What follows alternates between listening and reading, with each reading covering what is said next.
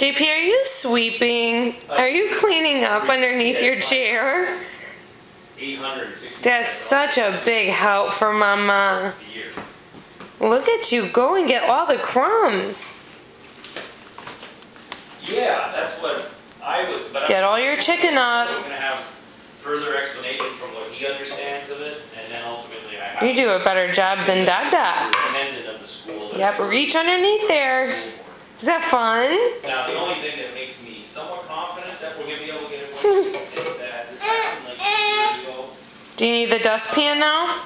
And it wasn't a state thing, it was just a district school board thing, and they wanted to charge the Thunderbird. That's such a good job. There, Cindy Fuller, she's going to can dance? She said, you know, she has all the, she's about 8 reasons. Okay, say bye-bye. Makes sense to wait this. Say bye-bye. 6 years ago, so I'm hoping. No, you're too busy sweeping. Back then,